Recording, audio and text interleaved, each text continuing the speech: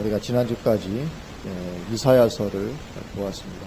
그리고 이어서 계속 예레미야서를 통해서 하나님의 말씀을 받기를 원합니다. 왜냐하면 예레미야 당시와 오늘날 우리가 살아가고 있는 지금의 상황이 대단히 유사하기 때문에 그렇습니다.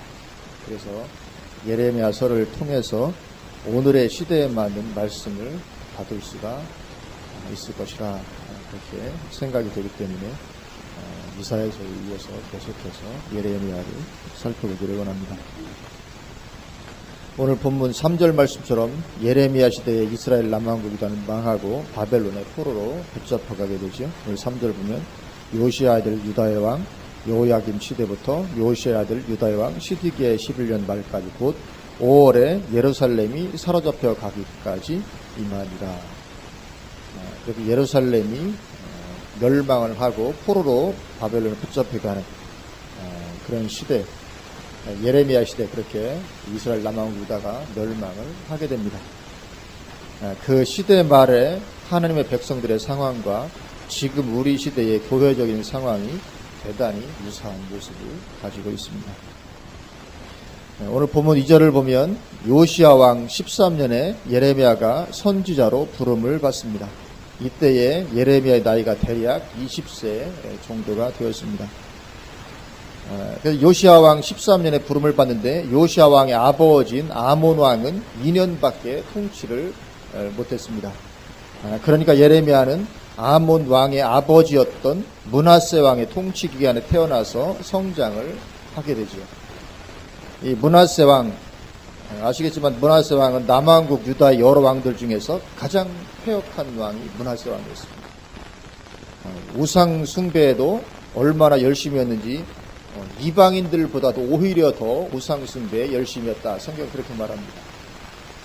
그래서 하나님은 유다를 멸망시키고 심판하시기로 작정하시죠. 열왕기 하 21장 10절에서 14절까지 보면 이렇게 말씀합니다. 여호와께서 그의 종 모든 선지자들을 통하여 말씀하여 이르시되 유다 왕 므낫세가 이 가증한 일과 악을 행함이 그 전에 있던 아모리 사람들의 행위보다 더욱 심하였고, 이방인, 아모리 사람들 이방인입니다. 이방인들보다 더 심했다고 말씀합니다. 또 그들의 우상으로 유다를 범죄하게 하였도다. 그러므로 이스라엘의 하나님 여호와가 말하노니 내가 이제 예루살렘과 유다에 재앙을 내리리니 듣는 자마다 두 귀가 울리리라. 내가 사마리아를 잰 줄과 아합의 집을 다림보던 추를 예루살렘에 베풀고 또 사람이 그릇을 씻어 품같이 예루살렘을 씻어 버릴지라. 굉장히 강력한 표현이죠. 사람이 설거지할 때 그릇을 깨끗이 씻어 엎은 것처럼 그렇게 예루살렘을 씻어버리겠다. 설거지할 때 그릇을 씻을 때 오물이 전혀 남지 않도록 완전히 깨끗하게 씻죠. 그런 것처럼 예루살렘 내가 씻어버리겠다. 그 말씀하시죠. 내가 나의 기업에서 남은 자들을 버려 그들의 원수의 손에 넘긴즉 그들이 모든 원수에게 노략거리와 겁탈거리가 되리니. 그렇게 하나님은 이 므낫세 왕의 패역함으로 말미암아 당시에 이스라엘 백성들의 패역함으로 말미암아 그 민족을 멸하시기로 작정하십니다. 그렇게 므낫세 왕이 패역한 왕이었었는데 그 아들 므낫세의 뒤를 이은 그 왕이 된 그 아들 아몬 왕 역시 똑같이 하나님을 버렸고 아버지 못지않은 패역한 왕이었습니다. 그리고 아몬 왕은 2년 만에 신복들에 의해 죽임을 당하고 맙니다. 2년밖에 통치를 못했습니다. 죽임을 당하고 그리고는 이제 아몬의 아들 요시야가 8살이라는 어린 나이에 왕이 되게 됩니다. 그런데 요시야는 아버지나 할아버지와 달리 하나님 보시기에 정직히 행하였고 나라를 하나님이 기뻐하시는 모습으로 개혁하기를 원했습니다. 원하는 마음은 있었지만 중과부적이었죠. 왜냐하면 나이도 어리지요. 이미 나라의 모든 권력은 이 부패한 관리들에서 다 장악당해 있는 상황입니다. 그리고 온 백성들까지 다 하나님을 떠나 있는 상황이기 때문에 그 나라를 하나님께서 기뻐하시는 모습으로 돌리기를 원했지만 참 그것이 어려운 가운데 있었습니다. 어떤 그런 시대적인 상황이죠. 나라가 전체적으로 부패해 있는, 하나님을 떠나 있고 죄악은 가득하고 우상 숭배는 만연해 있는 그런 상황이었습니다. 물론 그렇다고 해서 이스라엘 백성들이 하나님을 믿는 데서 완전히 떠나간 것은 아니었죠. 우리가 잘 알고 있습니다. 하나님을 전혀 믿지 않는 그런 가운데 있는 것은 아니었습니다. 여전히 그들은 그런 폐역한 가운데 있으면서도 자신들이 하나님의 선민이라는 자부심을 그들은 가지고 있었던 것을 보게 됩니다. 오늘 예레미야 7장을 보면 예레미야 7장 1절부터 10절에 여호와께로부터 예레미야에게 말씀이 임하니라 이르시되 너는 여호와의 집 문에 서서 이 말을 선포하여 이르기를 여호와께 예배하러 이 문으로 들어가는 유다 사람들아 여호와의 말씀을 들으라. 그러니까 그런 시대의 말의 상황임에도 나라가 이제 망할 그런 폐역한 가운데 있음에도 불구하고 여전히 그들은 하나님의 집으로 하나님의 성전으로 예배하러 가고 있었던 것을 보게 되죠. 만군의 여호와 이스라엘 하나님께서 이와 같이 말씀하시되 너희 길과 행위를 바르게 하라. 그리하면 내가 너희로 이곳에 살게 하리라. 너희는 이것이 여호와의 성전이라 여호와의 성전이라 여호와의 성전이라 하는 거짓말을 믿지 말라. 이 세 번이나 거듭 말할 정도로 그들은 하나님의 성전에 대해서 대단히 자부심을 가지고 있었던 것을 보게 됩니다. 하나님의 성전이라 여호와의 성전이라 여호와의 성전이라. 너희가 만일 길과 행위를 참으로 바르게 하여 이웃들 사이에 정의를 행하며 이방인과 고아와 과부를 압제하지 아니하며 무죄한 자의 피를 이곳에서 흘리지 아니하며 다른 신들 뒤를 따라 화를 자초하지 아니하며 내가 너희를 이곳에 살게 하리니 곧 너희 조상에게 영원 무궁토록 준 땅이니라. 보라 너희가 무익한 거짓말을 의존하는도다. 너희가 도둑질하며 살인하며 간음하며 거짓 맹세하며 바알에게 분향하며 너희가 알지 못하는 다른 신들을 따르면서. 그러니까 예레미야 7장 9절 말씀으로 보면 온갖 죄악과 우상숭배가 만연했던 것을 보게 되죠. 너희가 도둑질하고 살인하고 간음하고 거짓 맹세하고 이런 죄악들이 가득했고 그럴 뿐만 아니라 바알에게 분향하고 또 너희가 알지 못하는 다른 신들을 그렇게 따르는. 그러니까 죄악도 관영했고 그리고 우상숭배도 만연해 있는 그런 가운데 있죠. 10절 그렇게 따르면서 내 이름으로 일컬음을 받는 이 집에 들어와서 내 앞에 서서 말하기를 우리가 구원을 얻었나이다 하느냐. 그러니까 이들에게는 소위 말하는 구원의 확신이 명확했습니다. 10절을 보면 우리가 구원을 얻었나이다. 하나님의 성전에서 어떻게 하면서요? 온갖 죄악이 가득하고 우상숭배가 충만한 그런 가운데 있으면서도 교회에 막상 와서는 우리가 구원을 얻었나이다. 구원의 확신이 명확했죠. 구원의 확신을 가지고 있다고 해서 다 구원받는 것이 아닙니다. 그렇게 이들은 하나님의 백성이라는 그런 믿음을 가지고 있습니다. 그런 분명한 믿음을 가지고 있거든요. 우리는 하나님의 백성이다. 선민이다. 구원받은 하나님의 사람들이다. 그러면서 성전에 와서 하나님께 예배를 드렸습니다. 그러나 마음으로는 하나님을 떠났죠. 예레미야 2장 13절에 예레미야 2장으로 가보시면 2장 13절에 내 백성이 두 가지 악을 행하였나니 곧 그들이 생수의 근원되는 나를 버린 것과 스스로 웅덩이를 판 것인데 그들은 그 물을 가두지 못할 터진 웅덩이들이니라. 그러니까 생수의 근원되는 하나님을 버려버립니다. 그러니까 삶을 살아갈 때 하나님 없이 살아갑니다. 스스로 웅덩이를 파면서 내 인생에 전혀 하나님이 없어도 되는 그런 삶을 살아갑니다. 마음으로부터는 하나님을 완전히 떠난 것이죠. 그렇게 마음으로부터 하나님을 버리니까 어떻게 됩니까? 당연히 탐욕에 사로잡히게 됩니다. 하나님 떠난 마음은 당연히 탐욕에 사로잡히게 되어 있습니다. 우리가 마음으로부터 하나님을 떠나면 반드시 그 사람에게는 탐욕이 가득하게 될 수밖에 없습니다. 탐욕, 사심 이런 게 사실은 뭐 대단한 것이 아닙니다. 나는 탐욕이 없어. 그렇게 생각될지 모르지만 내가 나를 사랑하는 것 그게 탐욕입니다. 나를 사랑하면 그게 탐욕입니다. 하나님보다도 나를 더 사랑하면 그것이 바로 탐욕의 상징인 거죠. 여기 다 탐욕을 그래서 예레미야 6장 13절에 이는 그들이 가장 작은 자로부터 큰 자까지 다 탐욕을 부리며 선지자로부터 제사장까지 다 거짓을 행하니라. 그러니까 외부적으로는 하나님의 성전에 나가서 예배도 드리고 우리는 하나님의 백성이다, 우리는 구원을 얻었다, 그렇게 말할지 모르지만 마음으로부터 하나님을 떠나니까 가장 작은 자로부터 큰 자까지 온갖 모든 백성들이 다 탐욕을 부리는 그런 가운데 있었던 것을 보게 되죠. 그리고 탐욕은 우상숭배라고 골로새서에서 말씀하죠. 우상숭배, 그게 바로 우상숭배인 것입니다. 그리고 그렇게 탐욕 가운데 빠져 있으니까 거기에서 모든 악한 삶이 파생되어지죠. 그래서 방금 전에 그 예레미야 6장 13절 말씀처럼 거짓을 행하게 되고 또 음란함도 가득하게 됩니다.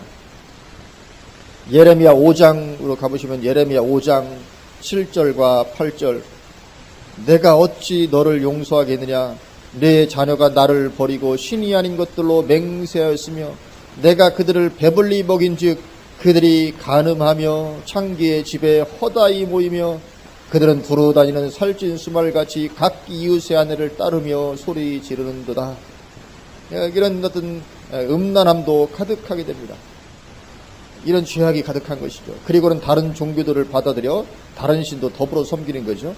예레미야 7장으로 가시면 예레미야 7장 17절 18절에 너는 그들이 유다 성읍들과 예루살렘 거리에서 행하는 일을 보지 못하느냐, 자식들은 나무를 줍고 아버지들은 불을 피우며 부녀들은 가루를 반죽하여 하늘의 여왕을 위하여 과자를 만들며 그들이 또 다른 신들에게 전제를 부음으로 나의 노를 일으키느니라.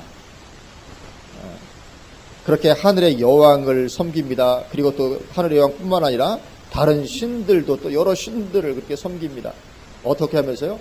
하나님을 믿는다고 하면서 성전에서 예배도 드리면서 우리는 구원받은 하나님 백성이라고 말하면서 동시에 이런 우상숭배를 같이 겸하고 있는 것을 보게 됩니다. 그런데 이러한 예루살렘의 상황이 오늘날 교회의 상황과 너무나도 흡사한 것이죠. 지금 그리스도들도 점점 마음으로부터 하나님을 떠나고 있습니다. 이건 누구도 부인하지 못할 사실입니다.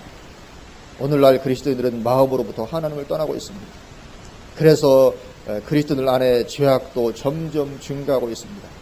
거기에다가 이스라엘 백성들처럼 다른 종교들과도 점점 더 연합해 나가고 있습니다.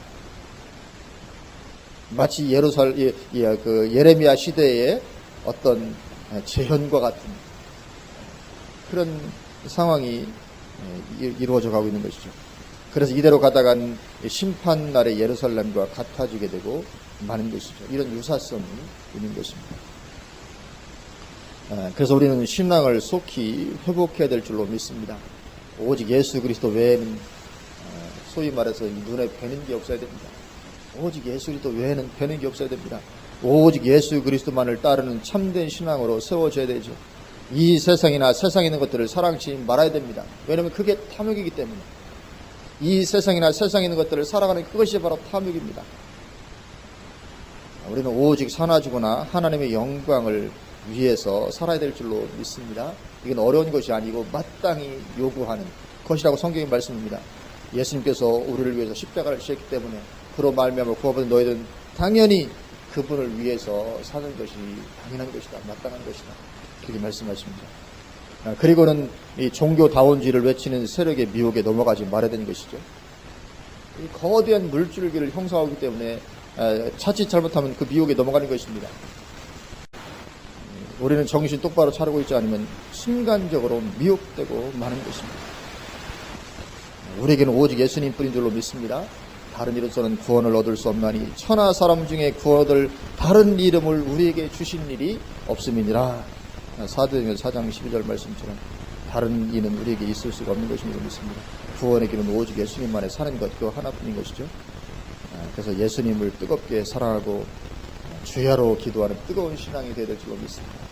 요즘 이 주야로 기도하는 것이 자꾸 마음에 와닿는 것 같습니다. 우리가 기도하되 주야로 기도할 수 있기를 원합니다. 주야로 기도.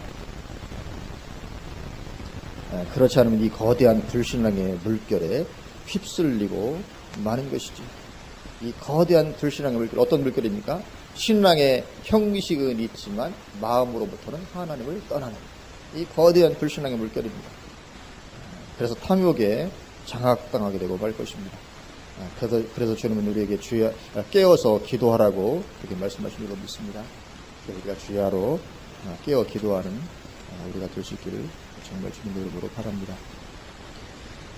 그리고 예레미야는 아나돗 출신의 제사장이었다 그렇게 말씀합니다. 오늘 1절을 보면 우리 1절 말씀 같이 한번 봉독하실까요? 베냐민 땅 아나돗의 제사장들 중 hil기야의 아들 예레미야의 말이니라. 아멘. 예레미야가 베냐민 땅 아나돗 출신이었다 그렇게 말씀을 하고 있습니다. 그래서 예레미야가 아나돗 출신의 제사장이라는 이 말은 예루살렘 출신의 제사장이 아니었다 그런 뜻입니다. 아나돗은 예루살렘에서 5km 떨어진 작은 성읍이었습니다. 그래서 이 아나돗이 어떤 마을이었는가를 알려면 이 다윗과 솔로몬 시대로 거슬러 올라가야 됩니다. 다윗이 사울을 피해서 노 지방에 갔을 때 거기에서 제사장 아히멜렉의 도움을 받는 그런 일이 있었죠. 우리 사무엘상 21장으로 한번 가보십니다. 사무엘상 21장 1절에서부터 9절입니다. 제가 한번 읽어보겠습니다. 다윗이 노베 가서 제사장 아히멜렉에게 이르니 아히멜렉이 떨며 다윗을 영접하여 그에게 이르되 어찌하여 내가 홀로 있고 함께하는 자가 아무도 없느냐 하니 다윗이 제사장 아히멜렉에게 이르되 왕이 내게 이를 명령하고 이르시기를 내가 너를 보내는 것과 내게 명령한 일은 아무것도 사람에게 알리지 말라 하시기로 내가 나의 소년들을 이러이러한 곳으로 오라고 말하였나이다. 이제 당신의 수중에 무엇이 있나이까? 떡 5덩이나 무엇이나 있는 대로 내 손에 주소서 하니 제사장이 다윗에게 대답하여 이르되 보통 떡은 내 수중에 없으나 거룩한 떡은 있나니 그 소년들이 여자를 가까이만 하지 아니하였으면 주리라 하는지라. 다윗이 제사장에게 대답하여 이르되 우리가 참으로 3일 동안이나 여자를 가까이 하지 아니하였나이다. 내가 떠난 길이 보통 여행이라도 소년들의 그릇이 성결하겠거든 하물며 오늘 그들의 그릇이 성결하지 아니하겠나이까 하매 제사장이 그 거룩한 떡을 주었으니 거기는 진설병 곧 여호와 앞에서 물려낸 떡밖에 없음이더라. 이 떡은 더운 떡을 드리는 날에 물려낸 것이더라. 그날에 사울의 신하 한 사람이 여호와 앞에 머물러 있었는데 그는 도액이라 이름하는 에돔 사람이요 사울의 목자장이었더라.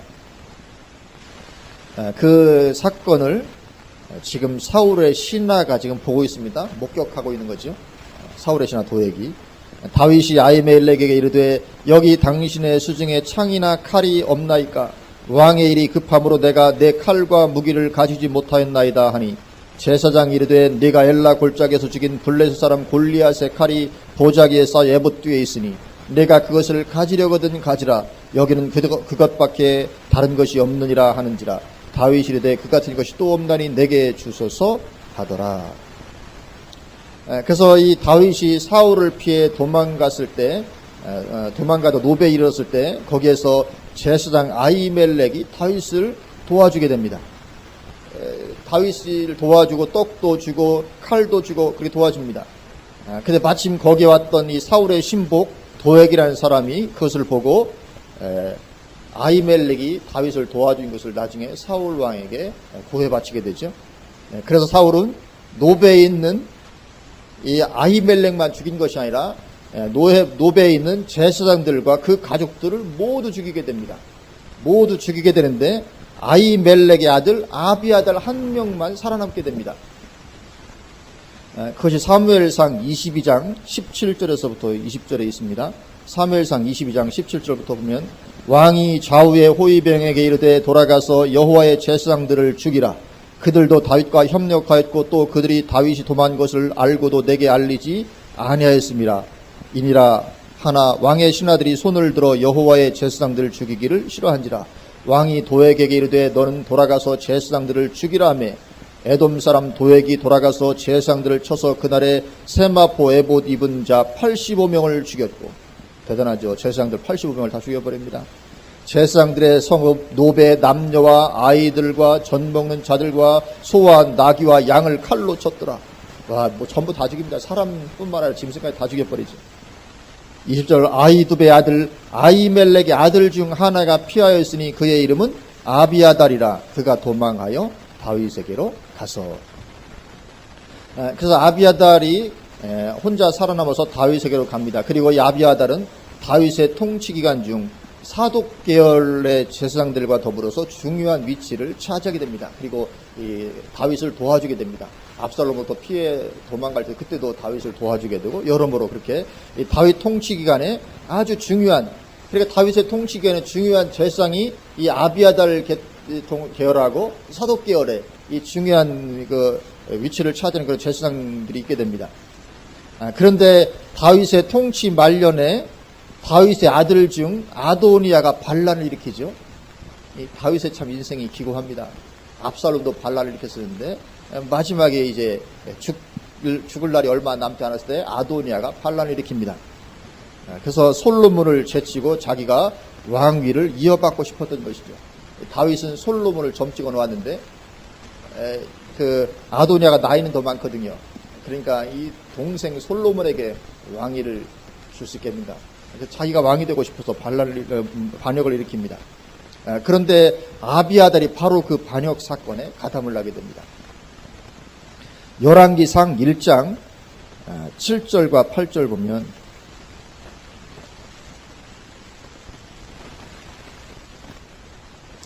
열왕기상 1장 7절과 8절에 아도니아가 수르야 아들 요압과 제사장 아비아달과 모이하니 그들이 따르고 도우나, 아도니아가 반역을 품을 때 수르야 아들 요압과 제사장 아비아달이 같이 합니다. 모이하고 그들을 따르고 도우나 제사장 사독과 여호야다의 아들 분하야와 선지한 나단과 시므이와 레이와 다윗의 용사들은 아도니아와 같이 하지 아니하였더라. 그래서 이 아도니아의 반역 사건에 사독은 거기 참여하지 않습니다. 8절을 보면. 그리고 참여하지 않고 솔로몬에게 기름 붓는 역할을 하게 됩니다. 그래서 솔로몬이 왕이 될 때 기름 부은 사람이 누구냐면 사독이 기름을 붓게 됩니다. 그리고 이 아도니아의 반역은 실패로 돌아가고 이제 솔로몬이 왕이 되자 아비아달은 어떻게 됩니까? 반역자잖아요. 설자를 얻게 됩니다. 쫓겨나게 되죠. 열왕기상 2장 26절 27절에 왕이 제사장, 여기 왕은 솔로몬 왕입니다. 왕이 제사장 아비아달에게 이르되 내 고향 아나돗으로 가라. 어디로 가라고요? 아나돗으로 가라. 너는 마땅히 죽을 자이로되 내가 내 아버지 다윗 앞에서 주 여호와의 궤를 메었고 또 내 아버지가 모든 환난을 받을 때에 너도 환난을 받았은즉 내가 오늘 너를 죽이지 아니하노라 하고 아비아달을 쫓아내어 여호와의 제사장 직분을 파면하니 여호와께서 실로에서 엘리의 집에 대하여 하신 말씀을 응하게 함이더라. 아멘. 그렇게 아비아달이 아나돗으로 쫓겨갑니다. 원래는 죽여야 쓸 제사장만 아니라면 아마 사무엘에 죽였을 것인데 제사장이고 함부로 죽일 수 없잖아요. 그리고 다윗 때에 어떤 걸 세운 공도 있고 그래서 죽이진 않고 그를 아나돗으로 쫓아보냅니다. 그래서 이때부터 이제 아비아달 계열은 완전히 몰락하게 됩니다. 완전히 몰락하고 소도시 아나돗에서 근근히 명맥만을 유지하고 사독 계열의 제사장이 예루살렘 성전의 활동을 장악하게 됩니다. 그런데 예레미야가 아비아달의 후예로서 바로 그 아나돗의 제사장 출신이었다는 것이죠. 그러니까 다른 말로 하면 예레미야는 주류 제사장 그룹의 사람이 아니라 비주류 제사장 그룹의 사람이었다는 것입니다. 하나님의 부르심이 많은 경우 그러합니다. 많은 경우에 하나님의 부르심이 주류에서 누군가를 택하기보다는 비주류에서 택하는 경우가 상당히 많이 있는 것이죠. 왜 그렇게 하십니까? 왜 하나님은 중요하게 쓰실 종들을 그렇게 비주류에서 부르시는 것일까? 왜냐하면 주류는 이제 변질되어 버렸기 때문에 그런 것입니다. 예루살렘에 있는 제사장들 중에서 하나님께서 택해서 쓸 만한 사람이 없는 것이죠. 없는 것입니다. 왜냐하면 주류 그룹이 다 그렇게 변질되고 타락한 가운데 있기 때문에 거기서 부를 수가 없는 것이죠. 그래서 하나님은 비주류에서 사람을 쓰실 중요에 쓸 사람을 택하실 수밖에 없었던 것입니다. 예, 그런 것입니다. 어느 시대건 주류가 변질되지 않는 시대는 없는 것 같습니다. 우리가 교회 역사를 보면 주류가 변질되지 않았던 시대는 한 시대도 없었던 것 같아요. 주류는 결국은 변질되어 버리고 마는 것입니다. 그렇기 때문에 하나님께서 비주류에서 쓰실 종들을 택하실 수밖에 없는 거죠. 그래서 이것은 오늘날에도 예외가 아닙니다. 오늘날에도 여전히 주류는 변질을 향해서 나아갑니다. 틀림없이 그렇게 되고 마는 것입니다. 그런데 이것을 잘 모르기 때문에 사람들은 그저 큰 교회, 큰 단체, 화려한 교회로 몰려드는 것이죠. 그러나 그 교회들 중에서 많은 교회들이 지금 변질되어 가고 있다는 것을 알지 못하는 것입니다. 에베소 교회, 사대 교회, 라오디게아 교회처럼 되어가고 있다는 것을 알지 못합니다. 왜냐하면 자신들 속에서부터 탐욕이 자리잡고 있기 때문에 그런 것입니다. 자신들 속에서부터 탐욕이 자리잡고 있으니까 그래서 그것을 분별할 수가 없는 것이죠. 왜냐하면 탐욕이 제거되고 그런 가운데 있어야 이게 분별이 되는데 분별이 되지 않는 것입니다. 자기 속에서 먼저 탐욕이 들어가 있습니다. 그러니 하나님께서 비주류에서 사람을 택해서 주류에 맞서서 참된 길로 돌아오도록 그렇게 사역을 하고 선포해야 하는데 그게 쉬운 일이 아닌 것이죠. 쉬운 일이 아닌 것입니다.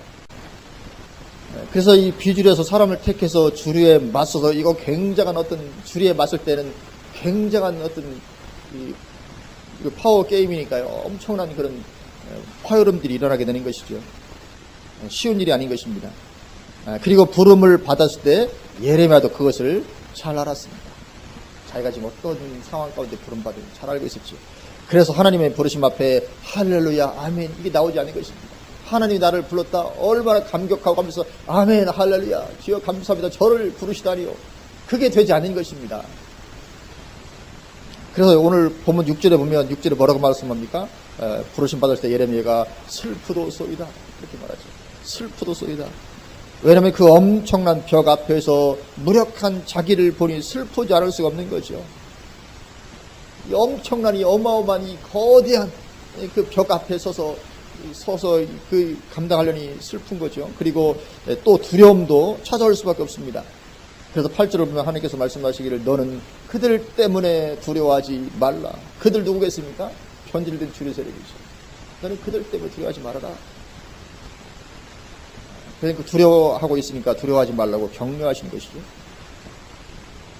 예레미야 입장에서는 두려워할 수밖에 없죠. 내가 누군데? 나는 작은 성읍 아나돗의 젊은 비주류 제사장인데 예루살렘의 그 거대 주류 세력을 내가 어떻게 맞선단 말인가? 두려울 수밖에 없는 거죠. 예레미야는 이미 예루살렘의 폐역함을 잘 알고 있었죠. 그렇기 때문에 자신이 선지자가 되면 그들과 맞서야 한다는 것을 그는 잘 알고 있었습니다. 선지자로 바로 부름받는 생각, 내가 선지자가 되면 해야 될 일이 뭔지 알았죠. 지금 예루살렘의 그 폐역한 그 실상을 잘 알고 있었기 때문에 하나님께서 예레미야를 부르신 거죠.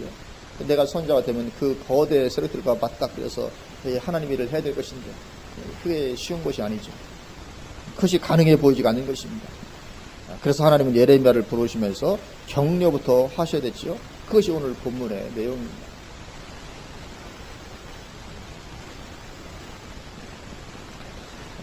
그렇게 해서 물론 비주류가 주류를 넘어뜨리고 승리하기도 합니다. 예를 들면 초대교회가 그랬죠. 초대교회 때 예수님의 제자들은 비주류였습니다. 그러나 주류 회역들을 넘어서도 엄청난 부흥을 경험하죠. 종교개혁 때도 그랬습니다. 종교개혁 때도 종교개혁자들은 소수의 비주류였습니다. 루터, 칼빈. 그러나 결국은 물론 많은 희생과 어려움이 있었지만 결국은 승리하게 되죠. 그렇게 비주류가 주를 넘어서서 승리하기도 하지만 시대의 말에는 꼭 그렇게 되지 않습니다. 시대 말에는. 예레미야의 사역이 바로 그랬던 것이죠. 예레미야의 사역에도 불구하고 이스라엘 남왕국이라는 결국 변화되지 않았고 망하게 되고 맙니다. 그리고 예레미야도 애굽 이방 땅에서 죽음을 맞이하게 되고 말지요. 이 시대의 말은 그렇습니다. 그리고 마지막 때의 상황도 그와 유사하게 전개될 거라는 거죠. 시대의 말이기 때문에. 이 마지막 때에도 하나님께서 이 비주류 가운데서 하나님의 진정한 종들을 많이 부르시는데 그런데 결국은 그들이 변질된 주류에 대해서 승리하지는 못하게 되고 말 거라는 것이죠. 성경이 이렇게 예언하고 있고. 그래서 이 마지막 때 종들의 어려움이 어쩌면 거기에 있는 것이죠. 마지막 때 종들의 어려움. 하나님께서 부르시지만 결국은 위대한 승리를 맛보지는 못하게 되고 마는 것이죠. 마치 예레미야처럼 그런 것입니다. 그래서 마지막 때를 사는 우리의 소망은 오직 새하늘과 새 땅에 둘 수밖에 없는 거죠. 우리가 위대한 승리를 쟁취하지 못할 것입니다. 우리는 살아가는 동안에 외로운 싸움을 싸우게 될 것입니다. 외로운 싸움. 비주로, 변질된 비주로, 다른 말로 하면 먼저 배교한일이 있고 배교한 거대 세력들과 더불어 우리는 외로운 싸움을 싸우게 될 것이고, 그럴 뿐만 아니라 이 세상의 적그리스도의 세력과 더불어서도 우리는 외로운 싸움을 싸우고 결국은 우리가 위대한 승리를 쟁취하지 못하고 세상은 결국은 마감되고 마는 것이죠. 물론 하나님께서 나중에 친히 우리의 눈물을 닦아주실 것이죠.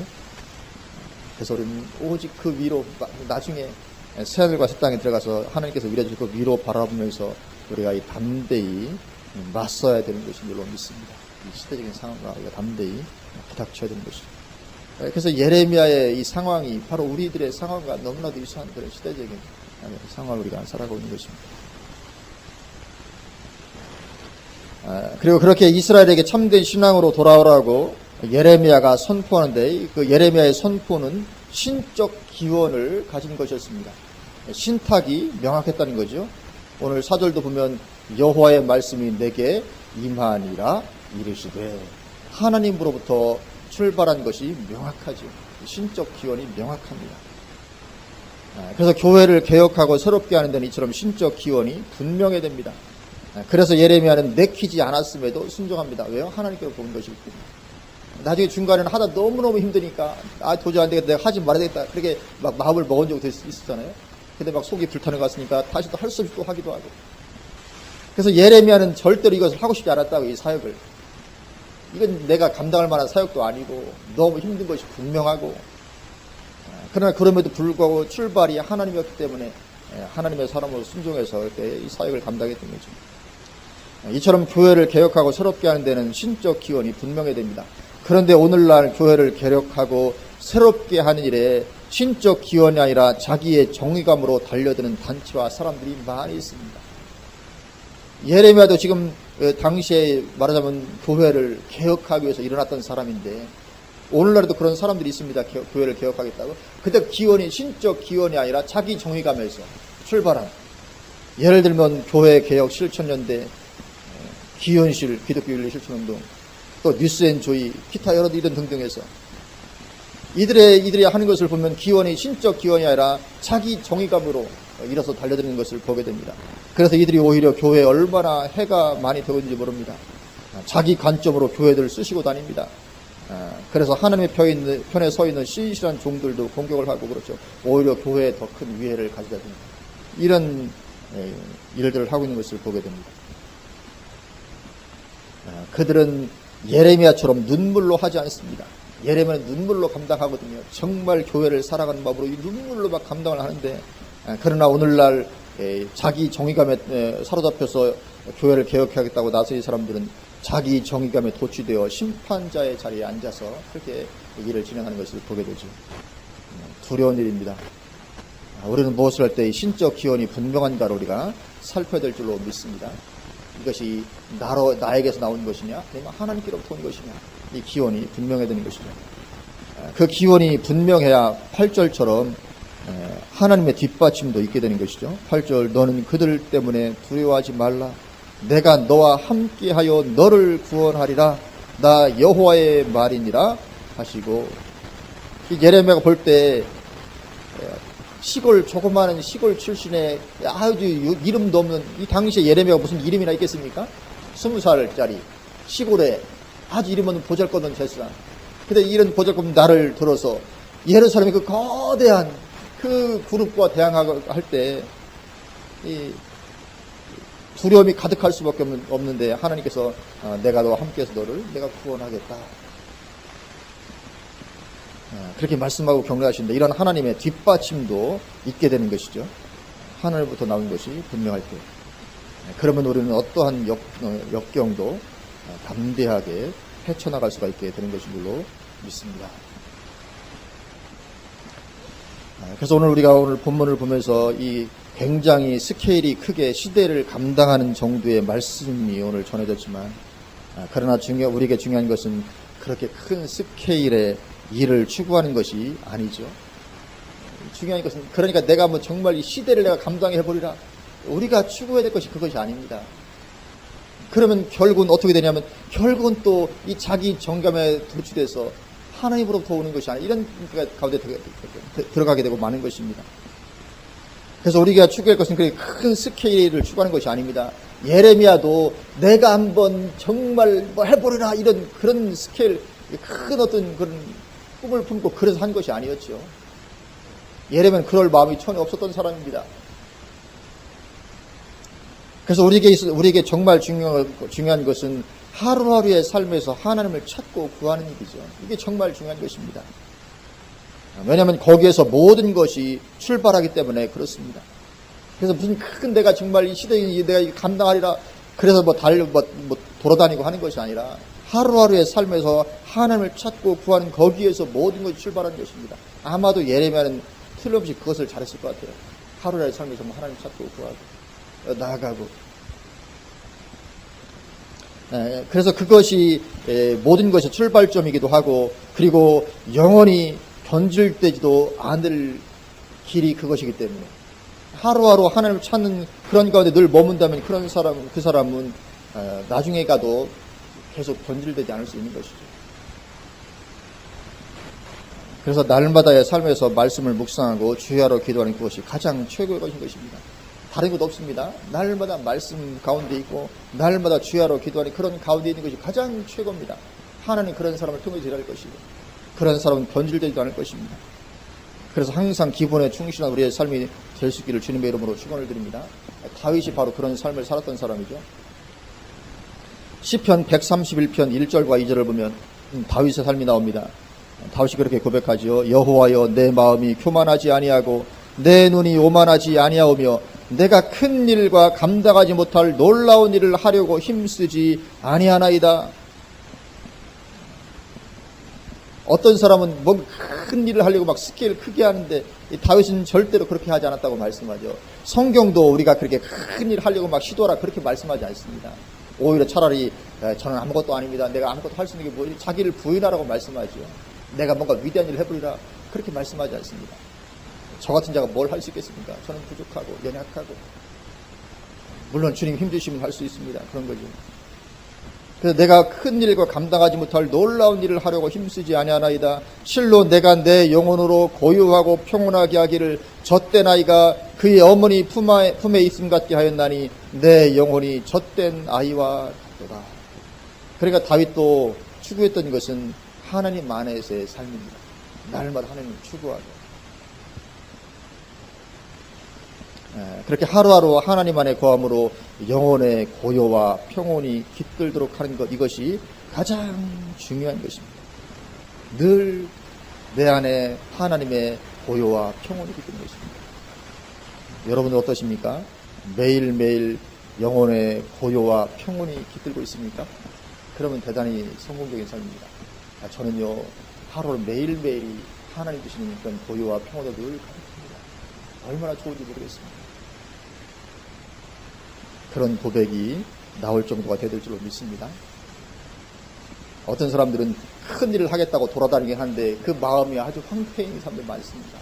하나님이 주신 이런 고유와 평온은 없어요. 그 마음 가운데 큰 일을 하겠다고 돌아다니는데 절대로 그것은 옳은 것이 아니고 실제로 그래서 큰 일을 이룬다 할지라도 자신은 망하게 될 수 있습니다. 정말 중요한 것은 우리의 심령 가운데 주님의 고요와 평온이 늘 머무는 것입니다. 그러면 하나님은 그런 사람 중에서 얼마든지 위대한 큰 일을 이룰 수 있는 것이죠. 그래서 우리가 그렇게 날마다 진지하게 말씀과 기도 가운데 하나님을 찾는 삶이 점점 더 풍성해 가야 될 줄로 믿습니다. 그것이 최고의 삶이 되도록 하는 길이 되게 될 줄로 믿습니다. 정말 우리가 그럴 수만 있다면 우리의 삶은 가장 최고의 삶이 되어질 수 있게 될 줄로 믿습니다. 하나님 이 시대도 그런 사람들을 찾고 계신 줄로 믿습니다. 기도하시겠습니다.